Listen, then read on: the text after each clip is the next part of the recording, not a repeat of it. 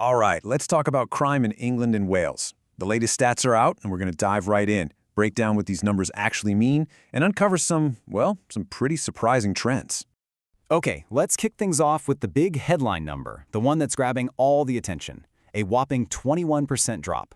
But you've got to ask, right? A drop in what exactly? So, that 21%, it's the fall in homicides involving a knife or sharp instrument in just 1 year. Yep, that's between 2024 and 2025.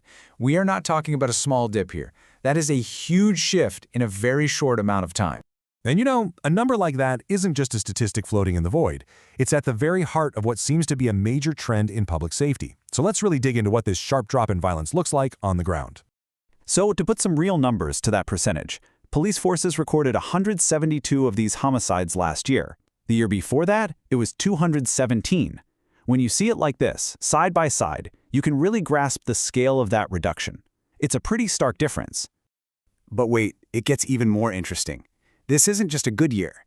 If you look at the data going all the way back, this year's figure is actually the lowest since they started keeping records like this over a decade ago. We're talking about a record low here.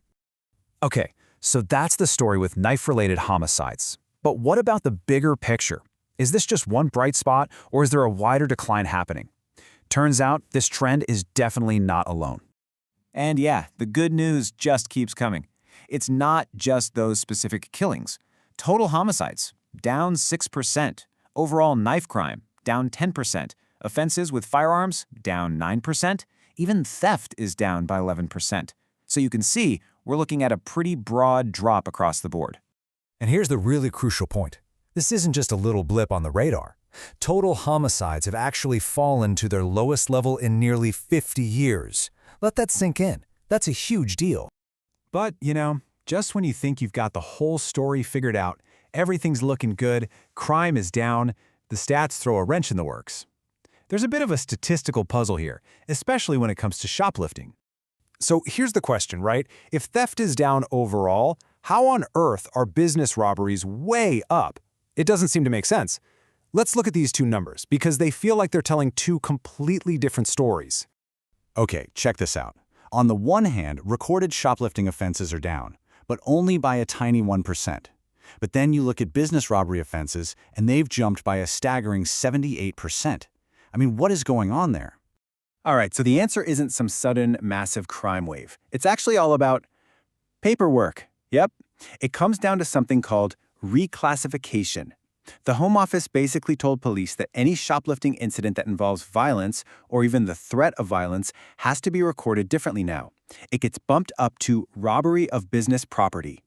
And there you have it. That's our answer. This reclassification is almost certainly what's behind that massive jump in business robberies. The crimes didn't necessarily increase. They just got moved from one statistical bucket to another. Puzzle solved. So, we've looked at the numbers, we've even solved a little statistical mystery, but it's so important to take a step back and remember what's really behind all these statistics, because it's not just about numbers on a page. There's a really powerful quote from Katie Kempen, who is the CEO of Victim Support. She says, "Behind every statistic is a person deprived of their life and countless friends and family trying to come to terms with the horror of losing their loved one." It's a sobering reminder, right? While the falling numbers are absolutely good news, for the people involved, each one of these incidents is a personal tragedy. And that's really the heart of it. The data tells a really positive story for sure. But the impact on individuals, on families, that's profound, and it doesn't just go away. It's about holding both of those truths at the same time. So that leaves us with one final big question. The data shows a fall in crime, which is great, but what does it take for a community to actually feel safer? Because bridging that gap between a number on a spreadsheet and how safe you feel walking down your own street, well, that might be the biggest challenge of all.